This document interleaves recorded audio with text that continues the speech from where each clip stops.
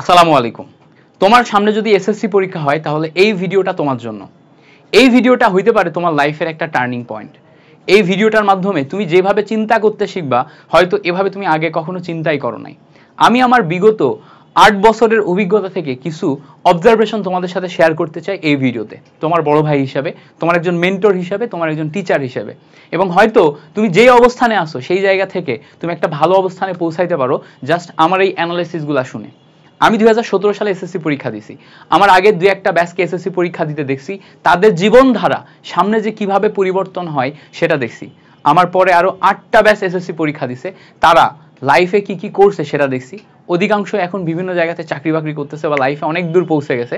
তাদের জীবনধারা দেখে অবজার্ভ করে এসএসসি পরীক্ষার এই আগের সময়টা লাইফকে কিভাবে টার্ন দেয় সেগুলো আমি তোমাকে এই ভিডিওতে ব্যাখ্যা করব। কয়েকটা পয়েন্ট তোমার সাথে আমি সুন্দর মতো স্টেপ বাই স্টেপ ব্যাখ্যা করতে চাই।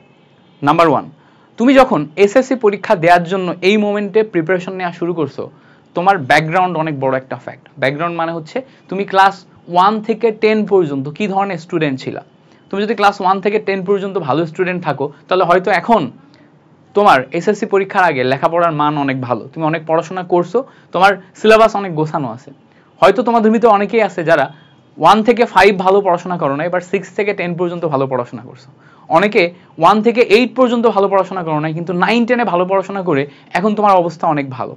অনেকে এতদিন পর্যন্ত পড়াশোনায় একদমই সিরিয়াস হও নাই, কিন্তু এসএসসি পরীক্ষার ঠিক আগ মোমেন্টে এসে এখন পড়াশোনায় অনেক বেশি সিনসিয়ারিটি মেনটেন করে পড়াশোনা করতেছো এবং সামনে একটা ভালো রেজাল্ট করার ট্রাই করতেছো। অনেকে হয়তো এখনো শুরু করো নাই, এই ভিডিওটা দেখার পরে হয়তো তোমার শুরু করার জন্য চিন্তা আসতে পারে। আমি আমার লাইফে এরকম অনেক মানুষকে দেখছি যারা সবসময় ভালো স্টুডেন্ট ছিল, এসএসসিতেও ভালো রেজাল্ট করছে, এইচএসসিতেও ভালো রেজাল্ট করছে, এরপরে অ্যাডমিশন একটা ভালো ইউনিভার্সিটিতে চান্স পাইছে, ভালো ইউনিভার্সিটিতে চান্স পাওয়ার পরে ভালো চাকরি বাকরিতে জয়েন করছে কিংবা ব্যবসা বাণিজ্য করে এখন সাকসেসফুল। আবার আমি এরকম অনেক স্টুডেন্ট দেখছি যারা ক্লাস 1 থেকে 8 পর্যন্ত পড়াশোনায় তেমন করে নাই, ক্লাস 9-এ এসে হঠাৎ করে কোনোভাবে ওর পড়াশোনার প্রতি মনোযোগ আসছে এবং পড়াশোনার প্রতি কোনোভাবে মনোযোগ আসার পরে ও ক্লাস 9 থেকে টানা পড়াশোনা শুরু করছে, এসএসসিতে খুব ভালো রেজাল্ট করছে, এইচএসসিতেও খুব মনোযোগ দিয়ে পড়াশোনা করে এইচএসসিতে ভালো রেজাল্ট করছে, এরপরে অ্যাডমিশন টেস্ট দিয়ে একটা ভালো ইউনিভার্সিটিতে চান্স পাইছে, ক্যারিয়ারে খুব ভালো করছে। ক্যারিয়ারে ভালো করছে মানে হয় সে ব্যবসা বাণিজ্য করছে অথবা চাকরি বাকরি করছে, হয় ডাক্তার হয়েছে, ইঞ্জিনিয়ার হয়েছে, না হলে সে হয়তো ব্যাংকার হয়েছে, কিছু একটা জীবনে করছে। আবার আমি এরকম অনেক স্টুডেন্ট দেখছি হুট করে এসএসসি পরীক্ষার আগে 3-4 মাস, এসএসসি পরীক্ষার আগের 3-4 মাস অনেক ভালো করে পড়াশোনা করে এসএসসিতে খুব ভালো রেজাল্ট করছে, করে তারপরে ওই জায়গা থেকে তার পড়াশোনার প্রতি একটা কনফিডেন্স আসছে যে না আমিও পড়াশোনা করলে পারবো। তার আগ পর্যন্ত সে ভালো স্টুডেন্টই ছিল না, সে ক্লাসে একদমই ভালো রেজাল্ট করতো না, কিন্তু এসএসসিতে খুব ভালো রেজাল্ট করার পরে ফলে তার ভিতরে যে কনফিডেন্সটা আসছে, ওই কনফিডেন্সটাই তাকে সামনের দিনগুলোতে অনেক বেশি কনফিডেন্স দিছে। এইচএসসি সিলেবাস সে টাইম মতো কভার করছে এবং এইচএসসি সিলেবাস কভার করে এইচএসসিতে ভালো রেজাল্ট করে পরবর্তীতে সে অ্যাডমিশন টেস্ট দিয়ে ভালো রেজাল্ট করছে। এরকম বহুত স্টুডেন্ট দেখছি। অ্যাডমিশন টেস্ট দিয়ে ভালো রেজাল্ট করলে যে ক্যারিয়ারে ভালো হয় তা কিন্তু না, এরপরে যে সে ইউনিভার্সিটিতে যেও ভালো করছে, ক্যারিয়ারে ভালো করছে, ক্লাবিং করছে, বিভিন্ন টাইপের স্কিল শিখছে, এসব স্কিল শেখার ফলে সে জীবনে ভালো কিছু করছে। সো এগুলা লাইফের এক একটা ফানেল। তুমি যদি এখন এসএসসি পরীক্ষার সামনে থাকো, এটাই তোমার জন্য সময় এসএসসিতে খুব ভালো একটা রেজাল্ট করে নিজেকে ঠিকঠাক পাতে নিয়ে আসা। ইট ডাজেন্ট ম্যাটার তুমি ব্যাকগ্রাউন্ডে কি করছো। এরকমও অনেক ঘটছে এসএসসির আগ পর্যন্ত ক্লাস 9-10 পর্যন্ত সে খুব ভালো স্টুডেন্ট ছিল, কিন্তু বোর্ড পরীক্ষার প্রেসারে প্রথমবার সে পড়াশোনা একদম ঠিকঠাক ভাবে করে নাই, সে খারাপ রেজাল্ট করছে। এই যে একবার সে খারাপ করলো, এরপরে এইচএসসিতে যে সে আর কনফিডেন্স পায় না, ফলে এইচএসসিতে ওদের রেজাল্ট খারাপ হয়েছে, অ্যাডমিশন টেস্টে কোথাও চান্স পায় না, ঝরে গেছে। সো এখান থেকেই কিন্তু অনেকে ঝরেও যায়, পুরা ব্যাকগ্রাউন্ড ভালো স্টাডি করে এসেও ঝরে যায়। আমি এরকম অনেকে দেখছি এসএসসিতে ভালো রেজাল্ট করছে, কিন্তু এইচএসসিতে যে খারাপ করছে এরপরে সে তার ক্যারিয়ার একদমই ভালো করতে পারে নাই। সো তুমি তোমার লাইফের যে কোনো স্টেজ থেকে খারাপ করতে পারো, আবার যে কোনো স্টেজ থেকে ভালো করতে পারো। এখন তুমি যে স্টেজে আসো, এই স্টেজটা হচ্ছে ভালো করার প্রথম ধাপ, তোমার ক্যারিয়ারের এবং জীবনের প্রথম ধাপ। এর আগে তুমি কি করছো it doesn't matter, but SSC এবং এইচএসসি এই দুইটাতে যদি তুমি ভালো করতে পারো, তাহলে তুমি সামনে আসলেই ভালো করতে পারবা তোমার লাইফে। আমি আমার ছোট ভাইদের সবসময় এই কথাটা বলি। আমার ছোট ভাই মানে আমার ছোট দুইটা ভাই আছে, একজন ক্লাস 9-এ পড়ে, একজন ক্লাস 11-এ পড়ে। আমার ক্লাস 6 থেকে ক্লাস 5 থেকে তোমার হচ্ছে 12 পর্যন্ত একাডেমিক ব্যাকগ্রাউন্ড খুবই ভালো।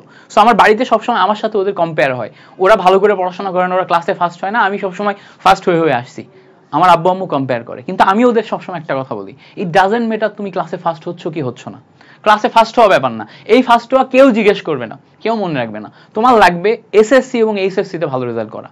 তুমি যদি এসএসসি এবং এইচএসসি তে ভালো রেজাল্ট করো, তাহলে এসএসসি এবং এইচএসসি তোমাকে পরবর্তী লাইফ এবং ক্যারিয়ারের বেসমেন্ট তৈরি করে দিবে। বিকজ সব জায়গাতে এসএসসি এবং এইচএসসি রেজাল্ট, সার্টিফিকেট, এই জিনিসপত্রগুলো লাগে, এগুলা তোমার এক একটা এন্ট্রান্স বা প্রবেশ দ্বার হিসেবে কাজ করে। তুমি একটা চাকরির ইন্টারভিউ দিবা, সেখানে তোমার একটা মিনিমাম যোগ্যতা সেট করে দিবে যে এসএসসি তে তোমার রেজাল্ট কি ছিল, এইচএসসি তে তোমার রেজাল্ট কি ছিল, ওর উপর ডিপেন্ড করে তোমাকে ডাকবে বা যাচাই করা হবে, একটা এন্ট্রান্স। তারপরে যে তুমি অবশ্যই যোগ্যতা বলে তোমার ক্যারিয়ারে ভালো করবা, কিন্তু ওই প্রবেশ পথটা হচ্ছে এই দুইটা পরীক্ষা। এই দুইটা পরীক্ষা সার্টিফিকেট সব ক্ষেত্রেই কাজে দেয়। তুমি দেশের বাইরে যাবা, কাজে দিবে, তোমাকে দেখাইতে হবে তোমার একাডেমিক এক্সিলেন্স কেমন ছিল। সো এইটা তোমার লাইফে একটা টার্নিং পয়েন্ট হতে পারে।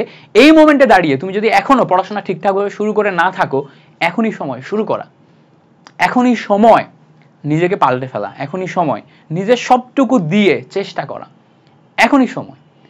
এখন যদি তুমি শুরু করো, তাহলে সামনে যে সময়টা আছে তুমি কাজে লাগিয়ে কোথাও না কোথাও পৌঁছাবা, কোথাও না কোথাও পৌঁছাবা। ধরো তোমার টার্গেট হচ্ছে 11 মাইল, তুমি যদি চেষ্টা শুরু করো, তুমি 11 মাইল পৌঁছাতে না পারলেও 8 থেকে 9 মাইল তো পৌঁছাইতে পারবা। বাট তুমি যদি শুরুই না করো, তাহলে কিন্তু তুমি 1 মাইলও যেতে পারছো না। সো তুমি একদমই কোনো অর্জন না করার চেয়ে কাছাকাছি পৌঁছানো ভালো। তুমি যদি golden A plus 1250 plus mark target করো, 1250 প্লাস মার্ক টার্গেট করলে তুমি যদি 1200ও পাও, সেটাও তোমার জন্য অনেক, তোমার লাইফ এবং ক্যারিয়ারের জন্য অনেক। এবং তোমার পরবর্তী লাইফে তুমি আরো ভালো কিভাবে করতে পারো, এইচএসসি তে কিভাবে ভালো করতে পারো, অ্যাডমিশনে কিভাবে ভালো করতে পারো, ক্যারিয়ারে কিভাবে ভালো করতে পারো, স্কিল ডেভেলপমেন্টে কিভাবে ভালো করতে পারো, এগুলো নিয়ে আমরা অন্য ভিডিওতে কথা বলা যেতে পারে। বাট এগুলো একটা কন্টিনিউয়াস প্রসেস। এই প্রসেসের প্রথম ধাপ হচ্ছে তোমার এসএসসি।